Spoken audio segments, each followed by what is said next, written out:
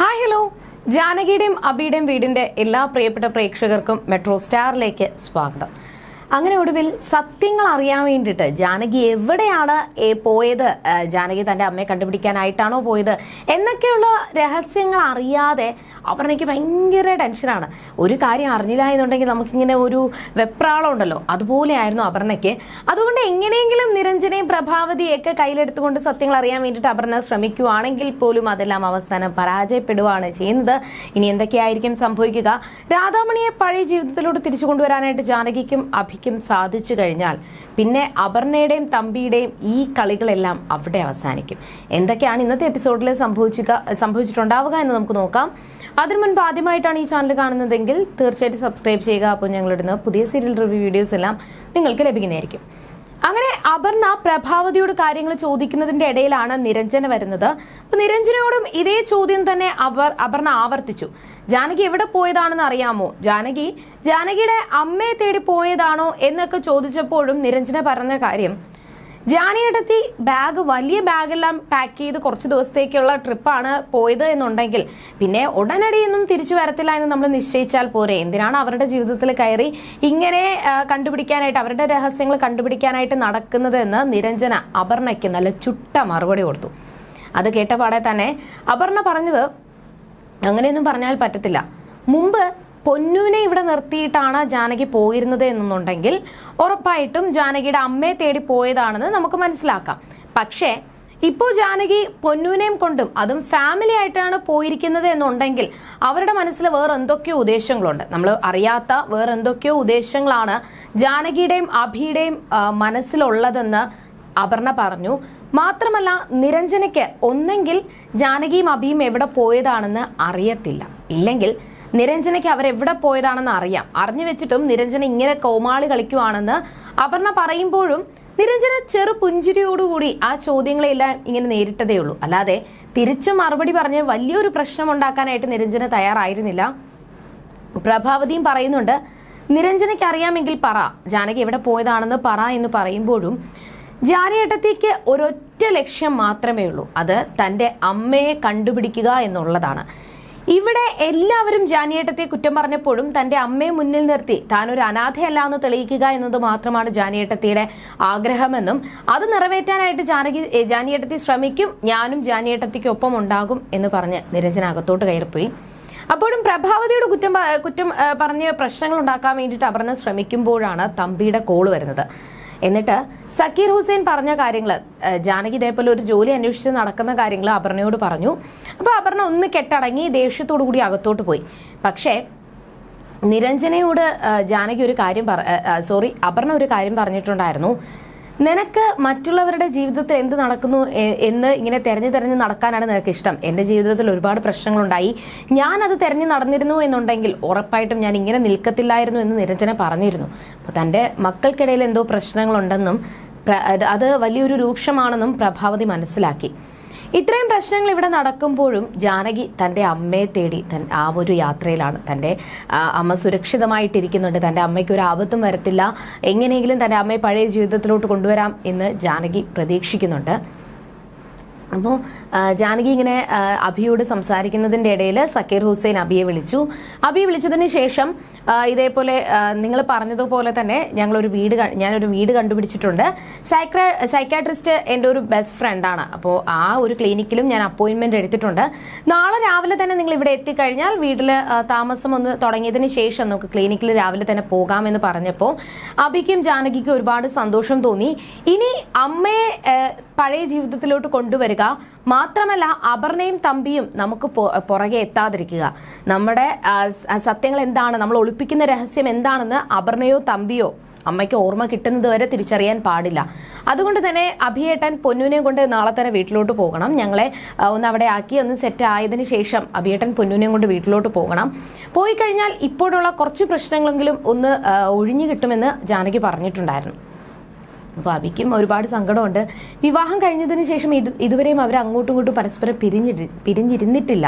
ഇപ്പോൾ അങ്ങനെ പിരിഞ്ഞിരിക്കുമ്പോഴുള്ള ഒരു സങ്കടമുണ്ടെങ്കിൽ പോലും അമ്മയ്ക്ക് ഓർമ്മ തിരിച്ചു കിട്ടാൻ വേണ്ടിയിട്ടല്ലേ എന്നുള്ള ഒരു സമാധാനത്തിൽ തന്നെയാണ് അവരിയ്ക്കുന്നത്. അങ്ങനെ അഭിയുടെ കോള് കട്ട് ചെയ്ത് സക്കീർ ഹുസൈൻ കാറിൽ കയറി പോകുന്നതിന് മുന്നേ തന്നെ അജയ് പെട്ടെന്ന് തന്നെ സക്കീർ ഭായിയെ വിളിക്കുകയാണ്. സക്കീർ ഭായി എവിടെയാണ്? സക്കീർ ഭായി ആണ് നിരഞ്ജനയ്ക്കൊപ്പം കേസ് വാദിച്ചതെന്ന് ഞാൻ കേട്ടു. നിരഞ്ജനയാണെന്നുണ്ടെങ്കിൽ അവൾ അച്ഛൻ പറഞ്ഞതുപോലെ തന്നെ എടുത്തുചാടി ചെയ്യുന്ന ആളാണ്. തനിക്ക് കേസ് വാദിക്കാൻ പറ്റും, നല്ല നിഷ്പ്രയാസം കേസ് ജയിച്ചു പോകാൻ പറ്റുമെന്നൊക്കെയാണ് നിരഞ്ജനയുടെ ഒരു ചിന്ത. എന്തൊക്കെയോ കുത്തിക്കുറിക്കുന്നുണ്ട്, എന്തൊക്കെയോ കാട്ടിക്കൂട്ടുന്നുണ്ട്. പക്ഷേ അവൾ ഇപ്പോഴും മനസ്സിലാക്കുന്നില്ല, അവളുടെ അച്ഛൻ പഠിപ്പിച്ചു കൊടുത്ത കാര്യങ്ങൾ കാണാതെ പഠിച്ചാണ് അവള് കോടതിയിൽ വാദിക്കുന്നതെന്ന്. എന്തായാലും ഇന്ന് അവള് രക്ഷപ്പെട്ടുവെങ്കിലും നാളെ ആ കേസിൽ തോൽക്കാനല്ലേ പോകുന്നതെന്ന് പറഞ്ഞ് സ്വന്തം ഭാര്യയുടെ ആ ഒരു കഴിവിനെ കുറിച്ച് പോലും അജയ്ക്ക് ഒന്നും അറിയത്തില്ല. ആ കഴിവിൽ പോലും അജയ് വിശ്വസിക്കുന്നില്ല. അപ്പോഴാണ് അജയുടെ മുഖത്തടിച്ചുള്ള മറുപടിയായിട്ട് സക്കീർ ഭായിയുടെ മറുപടി വന്നത്. അജയ്ക്ക് ഇപ്പോഴും സ്വന്തം ഭാര്യയെ തിരിച്ചറിയാനായിട്ട് പറ്റത്തില്ല. സത്യം പറഞ്ഞു കഴിഞ്ഞാൽ നാളത്തെ കേസിന് ഞാനായിരിക്കും തോറ്റു പോകാൻ പോകുന്നത്. എനിക്ക് ഈ ഒരു കേസ് തന്ന എൻ്റെ ക്ലയന്റ് ആയിരിക്കും ഏറ്റവും കൂടുതൽ വേദനിക്കാൻ പോകുന്നത്.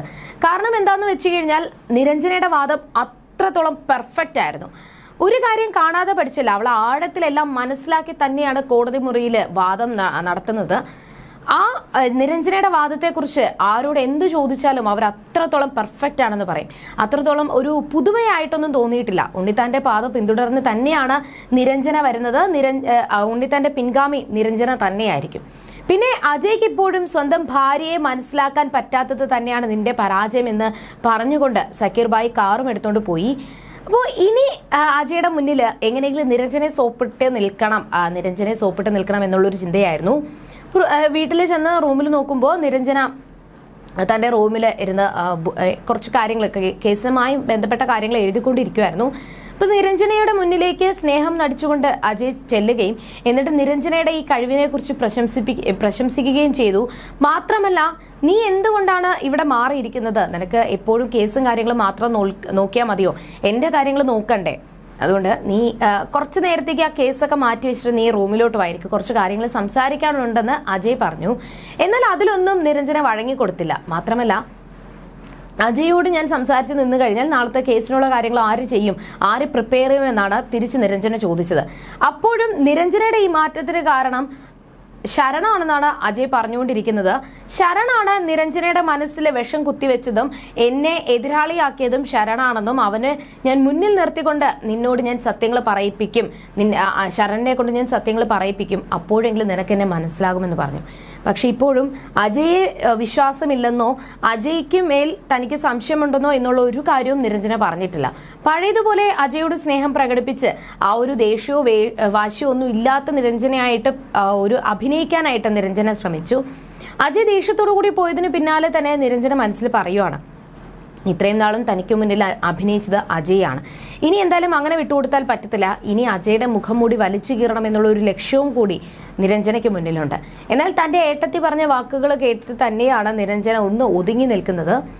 രാവിലെ തന്നെ നിരഞ്ജനെ കാണാനായിട്ട് അമൃത ചെന്നിട്ടുണ്ടായിരുന്നു. അപ്പൊ അമൃത നിരഞ്ജനെ കണ്ടു, സംസാരിച്ചു. നിരഞ്ജനോട് സംസാരിക്കുന്നതിന്റെ ഇടയിൽ തന്നെ അമൃത ചോദിച്ച ഒരു കാര്യം ഉണ്ടായിരുന്നു. ഈ അജയെ പറ്റി തന്നെ നിരഞ്ജന ചോദിക്കുന്നുണ്ടായിരുന്നു. അജയുടെ ആ ഒരു കാമുകി എന്ന് പറയുന്നത് ഹണി റോസ് അല്ലേ? അപ്പോൾ ആദ്യം അമൃത ഒന്നും പറഞ്ഞില്ല. പിന്നെ തനിക്ക് അറിയാവുന്ന കാര്യങ്ങൾ നിരഞ്ജന അമൃതയോട് പറഞ്ഞപ്പോൾ തനിക്ക് അറിയാവുന്ന കാര്യങ്ങളെല്ലാം നിരഞ്ജനോട് അമൃതയും പറഞ്ഞു. 4 വർഷത്തെ റിലേഷൻ ആയിരുന്നു ഹണി റോസും അജയും തമ്മിൽ ഉണ്ടായിരുന്നത്. പക്ഷേ ഹണി റോസുമായിട്ടുള്ള ആ ഒരു വർഷം കാൽക്കുലേറ്റ് ചെയ്ത് കഴിഞ്ഞാൽ ഹണി റോസുമായിട്ട് ബന്ധം പുലർത്തിയതിനു ശേഷമാണ് നിരഞ്ജനയുമായിട്ട് അജയ് അടുത്തത്. അപ്പൊ ഇത്രത്തോളം അജയ് നിരഞ്ജനെ സ്നേഹിക്കണമെന്നുണ്ടെങ്കിൽ ഉറപ്പായിട്ടും അവർ തമ്മിൽ എന്തോ ഒരു പ്രശ്നമുണ്ട്. ഒരിക്കലും അജയ് എന്തോ ട്രാപ്പിൽ പെട്ടതാണ്, അല്ലാതെ നിരഞ്ജനെ ഒരിക്കലും അജയ് ചതിക്കത്തില്ല എന്നൊക്കെ പറഞ്ഞ് അവരുടെ ബന്ധം വീണ്ടും ദൃഢമാക്കാനായിട്ട് അമൃത ശ്രമിക്കുമ്പോഴും നിരഞ്ജനയ്ക്ക് അറിയാം അവരുടെ റിലേഷൻഷിപ്പിൽ ഇപ്പോൾ ലിവിങ് ടുഗദർ ആണെങ്കിലും മറ്റെന്ത് ബന്ധമാണെങ്കിലും തനിക്ക് യാതൊരു കുഴപ്പവുമില്ല. എന്നാൽ ഒരു ദിവസമെങ്കിലും അജയെയും ഹണി റോസിനെയും ഒരു റൂമിൽ വെച്ച് കണ്ടുപിടിക്കണം. ഒരു റൂമിൽ വെച്ച് അവരെ പിടികൂടാൻ വേണ്ടിയിട്ട് തന്നെയാണ് നിരഞ്ജന ഇപ്പോഴും എങ്ങനെ കാത്തുകെട്ടി നിൽക്കുന്നത്. ആ സമയത്തും അളകാപുരി എങ്ങനെ സ്വന്തമാക്കാം എന്നുള്ള ഒരു ചിന്തയിലാണ് അമൃതയും അപർണയും തമ്പി. അങ്ങനെ പ്രഭാവതിയെ മുന്നിൽ നിർത്തി കളിക്കാനായിട്ട് തമ്പി ശ്രമിച്ചു. പ്രഭാവതിയെ ഭീഷണിപ്പെടുത്തിയിട്ട് ഈ വീട്ടിൽ നിന്നും ഇറങ്ങിപ്പോകണ്ട എന്നുണ്ടെങ്കിൽ അഭി മര്യാദയ്ക്ക് ഈ സ്വത്തുക്കൾ തന്റെ പേരിൽ എഴുതി തരണമെന്ന് പ്രഭാവതി അഭിയോട് ഭീഷണിപ്പെടുത്തണം. അങ്ങനെ ഭീഷണിപ്പെടുത്തി കഴിഞ്ഞാൽ ഉറപ്പായിട്ടും അഭി പ്രഭാവതിയുടെ പേരിൽ സ്വത്തുക്കൾ എഴുതി വെക്കുമെന്നും ഈ അളകാപുരി തറവാടും എഴുതി വെക്കുമെന്നും അങ്ങനെയാണെങ്കിൽ പ്രഭാവതിക്ക് സന്തോഷത്തോടു കൂടി ഈ വീട്ടിലെ റാണിയായിട്ട് ജീവിക്കാം എന്നൊക്കെ തമ്പി പറഞ്ഞു. എന്നാൽ തമ്പിയുടെ വാക്കുകളിൽ വീണ് കൊടുക്കാത്ത പ്രഭാവതി അതൊന്നും കേൾക്കാത്ത മട്ടിൽ അകത്തോട്ട് പോകുവാണ്. ഇനി എന്തായാലും പ്രഭാവതിയെ മുന്നിൽ നിർത്തി തമ്പിക്ക് ജയിക്കാൻ പറ്റത്തില്ല എന്ന് ഉറപ്പായി. ഇനി അടുത്തെന്തെങ്കിലും മാർഗം കണ്ടുപിടിച്ചുകൊണ്ടിരിക്കുകയാണ് അവര്. ഇതെല്ലാം കുറച്ചു നാളത്തേക്ക് മാത്രമാണെന്ന് അവർ രണ്ടുപേരും അറിയുന്നില്ല. അപർണയുടെയും തമ്പിയുടെയും മുഖം മൂടി വലിച്ചു കയറാൻ പോകുന്ന ദിവസങ്ങളാണ് ഇനി വരാൻ പോകുന്നത് എന്നും രണ്ടുപേരും അറിഞ്ഞിട്ടില്ല. ഇനി എന്തൊക്കെയായിരിക്കും സംഭവിക്കുക എന്ന് നമുക്ക് വരുന്ന എപ്പിസോഡുകളിൽ കാണാം. അതുവരേക്കും ടാറ്റാ.